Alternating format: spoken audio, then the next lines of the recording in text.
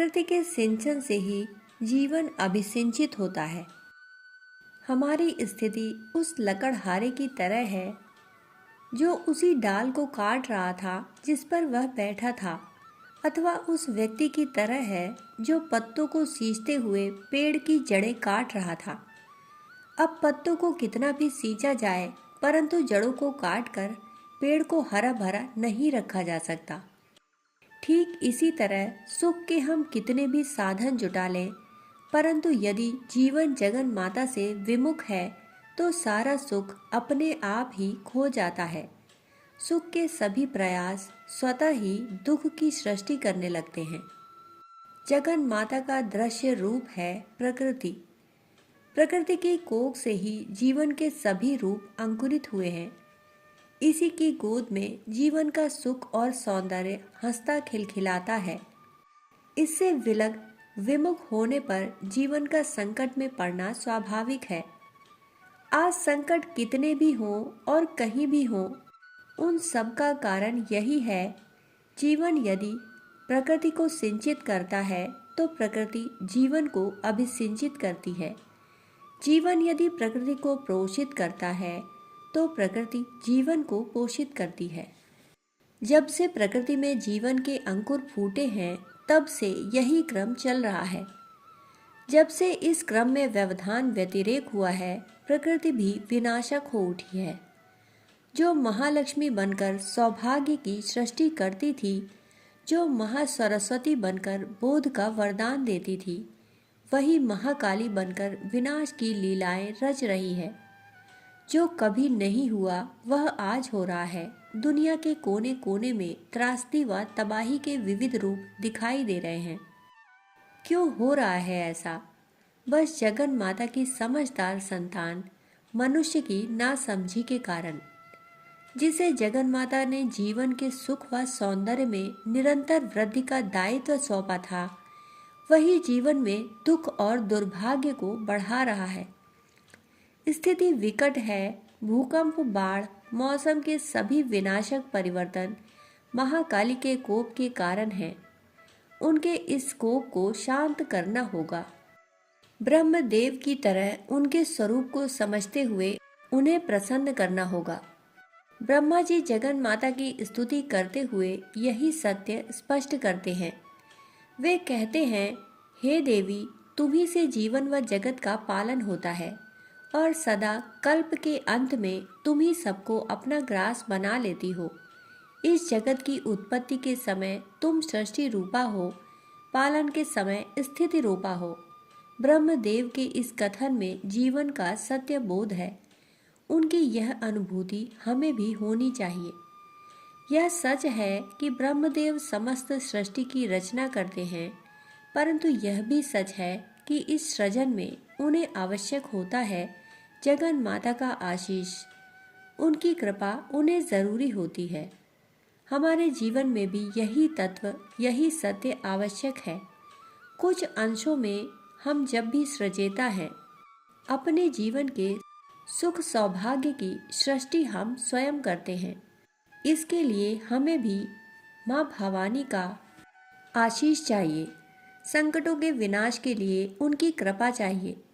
शुभ कर्मों की गति निरंतर बनी रहे, इसके लिए उनकी अनुभूति चाहिए।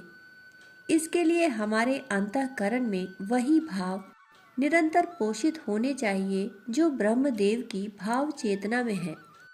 महामाया का स्वरूप बोध कराने वाली एक बहुत मीठी पुराण कथा है। इस कथा के अनुसार मिथिला नरेश राजा जनक अपने राजभवन में शयन कर रहे थे। निद्रा में उन्होंने अद्भुत स्वप्न देखा। मिथिला राज्य में प्रकृति कुपित हो उठी है। कहीं बाढ़, कहीं सूखा, कहीं चक्रवाती तूफान तो कहीं भूकंप। समूचे मिथिला राज्य को उन्होंने प्रकृति के कोप से आक्रांत देखा। उन्होंने भवनों को ढहते, प्रजा को निराश्रय हो भटकते हुए देखा। उन्होंने इस स्वप्न में मिथिला के जनजीवन को त्रासदी व तबाही से घिरा देखा। उन्होंने देखा कि वे स्वयं भी केवल एक छोटा सा कटी वस्त्र लपेटे हुए राजभवन से बाहर भटक रहे हैं। राजा के रूप में उन्हें ना तो कोई पहचान रहा है और ना ही कोई उनसे बोल रहा है। चलते चलते उनके पांवों में छाले पड़ गए हैं। कई दिनों तक उन्हें अन्न का एक दाना भी न मिला। वे अब राजा नहीं थे। बिखरे केश, धूल से भरा शरीर, भूख से अत्यंत व्याकुल वे स्वयं एक भिखारी जैसे थे। राज्य से बाहर उन्हें एक नगर मिला। पता लगा कि वहाँ कोई अन्न क्षेत्र है और उसमें भूखों को खिचड़ी दी जा रही है। बड़ी आशा से राजा वहाँ पहुँचे, किंतु खिचड़ी बढ़ चुकी थी। अब बांटने वाला द्वार बंद करके जा रहा था। भूख से चक्कर खाकर वे बैठ गए और उनकी आंखों से अश्रु बहने लगे। वे मूर्छित होने वाले थे, तभी वहां एक 9 वर्षीय गौरवर्ण कन्या आ गई। कन्या अति सुंदर थी। उसने उनकी ओर करुणापूर्ण दृष्टि से देखा और उन्हें एक दोना देते हुए कहा, इसमें देवी का प्रसाद है, खा लो। वे प्रसाद का दोना लेते हुए शांत थे। वह कन्या उनसे कहने लगी, प्रकृति के बिना जीवन नहीं है। प्रकृति की मर्यादाओं का उल्लंघन करने पर जीवन की यही दुर्दशा होती है जिसे तुम देख रहे हो। उन्होंने कन्या से पूछा, बेटी तुम कौन हो? उत्तर में कन्या ने हंसते हुए कहा, मैं तुम्हारी बेटी हूँ और प्रकृति भी। वह कुछ और कहते पूछते इससे पहले स्वप्न टूट गया।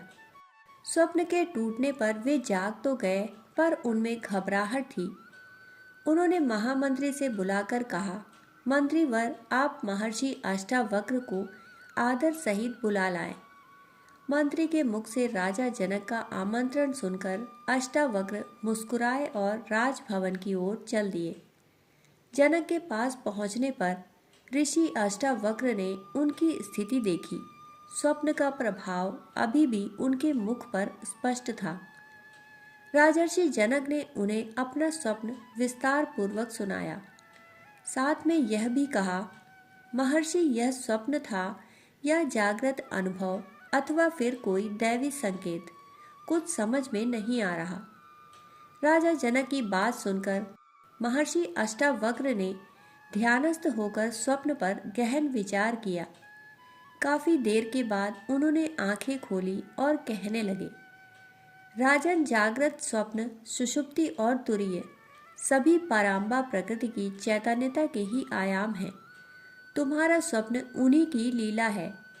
इस स्वप्न के माध्यम से उन्होंने तुम्हें संकेत दिया है कि प्रकृति से विमुख होने पर, प्रकृति की मर्यादाओं वर्जनाओं की अवहेलना करने पर जीवन की दुर्दशा और दुर्गति सुनिश्चित है।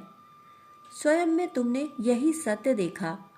अब तुम्हारा कर्तव्य है कि तुम स्वयं अपने प्रजाजनों को प्रकृति को सिंचित पोषित करना सिखाओ। प्रकृति को पराम्बा भगवती के रूप में अनुभव करो। ऐसा करने पर तुम्हारे स्वप्न का वह भाग भी सत्य होगा जिसमें भगवती स्वयं कन्या रूप में उपस्थित होकर तुम्हें प्रसाद दे रही थी। ऋषि अष्टावक्र के निर्देश को स्वीकार कर राजा जनक ने प्रकृति का सिंचन व पोषण आरंभ कर दिया। वे स्वयं भी हल चलाने लगे तथा धरती की उर्वरा व हरितिमा को बढ़ाने वाले सभी प्रयास करने लगे। एक दिन खेत में हल चलाते हुए सचमुच पराम्बा उन्हें कन्या के रूप में मिली, जिनका नाम उन्होंने सीता रखा।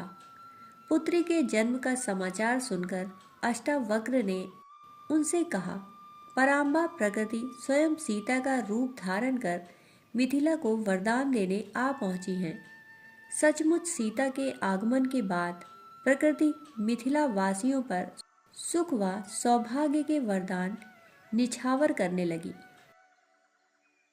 दोस्तों, कहानी सुनने के लिए आप सभी का बहुत बहुत आभार। फिर मिलते हैं ऐसी ही कहानी के साथ। तब तक के लिए धन्यवाद।